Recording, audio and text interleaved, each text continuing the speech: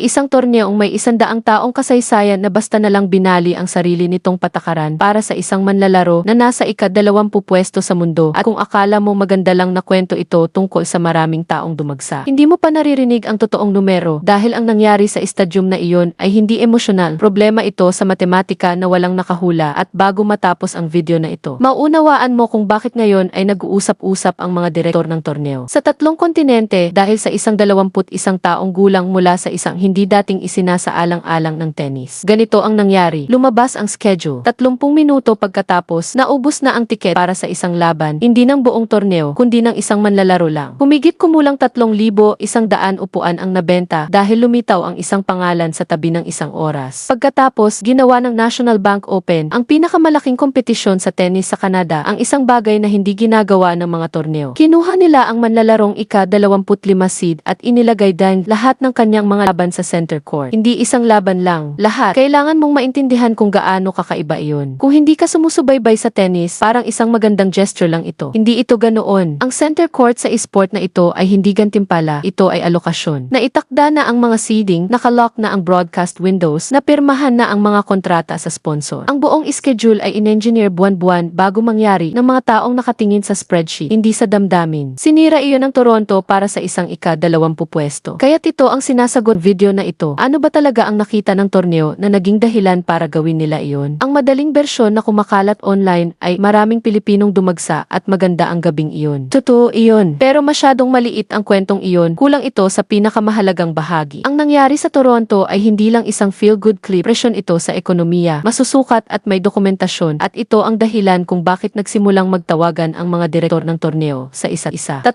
bagay ang ipapakita ko sa inyo. Una, saan talaga nanggaling ang bilang 150,000 na paulit-ulit na binabanggit ng lahat, dahil karamihan sa online ay mali ang pagkaintindi rito at mas malaki pa ang totoong numero kaysa sa bersyong viral. Ikalawa, ang totoong dahilan kung bakit naubos ang tiket sa loob ng wala pang 30 minuto na hindi iyon ang inaakala mo. Ikatlo, isang numero mula sa linggong iyon na halos walang nagsasalita. Hindi ang sellout, kundi ibang bagay, isang bagay na mukhang karaniwan lang sa papel pero maaaring ang pinakamahalagang datos sa buong karera niya. Ang huling iyon ang dahilan kung bakit ginawa ko ang video na ito. Pero walang kabuluhan ang lahat ng ito hanggat hindi mo naiintindihan kung ano talaga ang 250,000 dahil hindi ito isang fanbase. Isang bagay ito na kailanman ay hindi pa kinailangang husgahan ng profesional na tennis. Kunin muna natin ng tama ang numero dahil patuloy na pinaliliit ng mga tao ang kwentong ito sa maling pagsipi. Ang 250,000 ay hindi bilang ng tiket na nabenta. Walang estadyum sa mundo na kasing laki niyan. Ayon sa 2021 Canadian Census, iyon ang tinatayang laki ng komunidad ng mga Pilipino sa Toronto at karatig lugar, isa sa pinakamalaking komunidad ng Pilipino sa labas ng Pilipinas. Ngayon, ihambing mo iyon sa venue. Humigit kumulang 12,500 lang ang kapasidad ng estadyum. Kwentahin mo iyon. Ang potential na demand pool ay humigit kumulang 20 beses na mas malaki kaysa sa kapasidad ng gusali. Hindi iyan fanbase. Kakulangan ito sa supply. At ang kakulangan sa supply ay hindi nagmamalasakit sa tradisyon o kung paano palaging umaandar ang seating chart. Dumarating lang ito at binabasag anumang hindi ginawa para hawakan ito. Sino ang manlalaro sa gitna nito? Si Alexandra Ila, 21 taong gulang, kaliwete, mula sa Pilipinas, na ginugol ang karamihan ng kanyang kabataan sa pagsasanay sa Rafa Nadal Academy sa Mallorca, malayo sa tahanan, isang kwento na para na sa ibang video. Kasalukuyan siyang nasa ika-20 pwesto sa mundo, ang pinakamataas sa kanyang karera. 10 araw bago ang Toronto, naabot niya ang final ng Mubadala AC Open sa Washington laban kay Jessica Pegula, ang ika-3 sa mundo. 6-4. Pagkatapos ay panalo siya sa susunod na 2 set. 6-4, 6-0, isang bajel set sa isang final laban sa isang top 3 na manlalaro. Ginawa iyon siyang unang Pilipinong manlalaro sa kasaysayan na manalo ng titulo sa kanya. Hindi lang unang beses sa dekadang ito, unang beses buong buo. Sa daan patungo roon, natalo rin niya si Naomi Osaka at 2 pang ranked na manlalaro. Hindi iyon madaling laban. Isang takbo iyon patungo sa tuktok ng esport. 10 araw pagkatapos, dumating siya sa Toronto. Baman magkaroon ng saysay ang lahat, kailangan mong makita kung paano talaga nagpapasya ang isang torneo, kung sino ang maglalaro saan, dahil doon talaga nasira ang makinarya. Ang isang UTT 1,000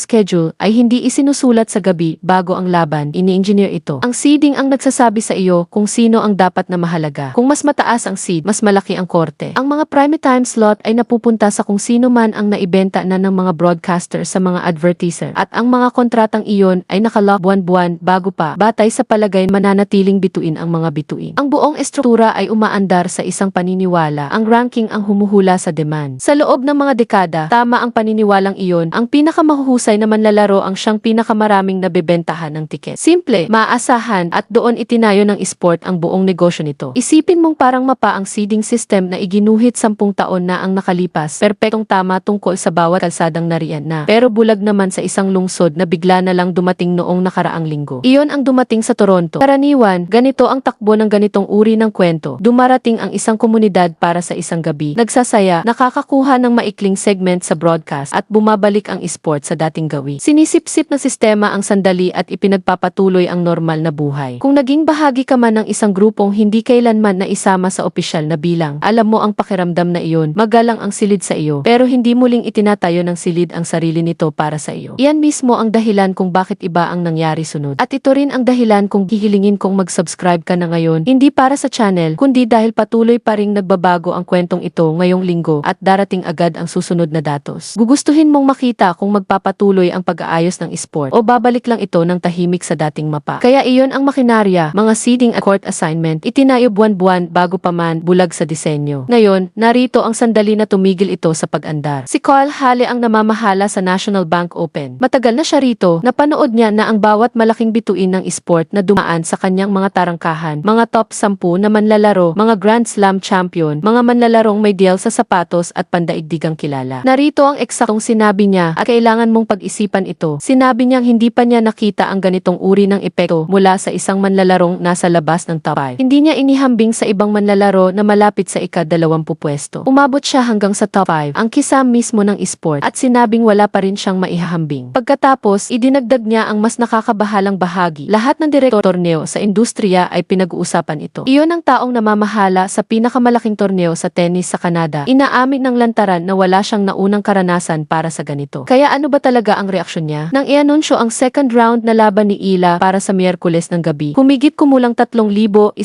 tiket ang nabenta dahil lamang sa anunsyo. Hindi highlight, hindi viral clip, isang abiso ng schedule lamang. At may sinabi si Halle tungkol sa mekanismo na halos lahat ay hindi napansin. Ang mga fan niya ay talagang naghihintay lang kung kailan siya maglalaro. Isipin mo iyon dahil binabaligtad nito ang karaniwang pagkakasunod-sunod ng mga bagay. Karaniwan, bibili ka ng tiket sa torneo at saka mo lang malalaman kung sino ang mapapanood mo, ang event, ang produkto, ang mga manlalaro, ang line-up sa loob nito. Ginawa ng mga fan na ito ang kabaligtaran. Nakatakda na sila, naghihintay lang ng schedule para malaman kung kailan gagastos. Hindi ang torneo ang produkto, siya ang produkto. Ang venue ay basta na lang lugar kung saan ito naganap. Maliit lang parang tunog ng pagkakaibang iyon. Hindi ito maliit, ito ang pagkakaiba sa panang customer at isang tagasunod. Ngayon, para sa bahagi ng operasyon kung saan tumitigil ito sa pagiging emosyonal at nagsisimulang maging lohistika. Inilipat ng torneo ang lahat ng laban niya sa center court at para maging eksakto, hindi ito desisyon ng guilty mula sa itaas. Ang torneo mismo, ang Tennis Canada, ang tumingin sa sarili nitong datos at muling binuo ang sarili nitong schedule. Iyan talaga ang mas kawili-wiling bersyon dahil ang isang pahayag mula sa isang governing body ay politika. Ang muling pagbuo ng sariling lohistika ng isang torneo ay matematika. Isipin mo ang alternatibo ay seed siya ayon sa patakaran, ilagay siya sa isang outside court na may kapasidad na ilang daang tao lang at panoorin ang libu-libong maihawak ng tiket na dumadagsa pa rin. Ngayon, may problema ka na sa crowd control, sa kaligtasan at libu-libong galit na customer na nagbayad. Walang taga-Tennis Canada ang gumawa ng desisyong sentimental. Ginawa nila ang tanging desisyong pwede at iyan mismo ang dahilan kung bakit ito ay ebidensya. Maaaring peke ang damdamin, hindi maaaring peke ang lohistika. Kapag binago ng isang organisasyon kung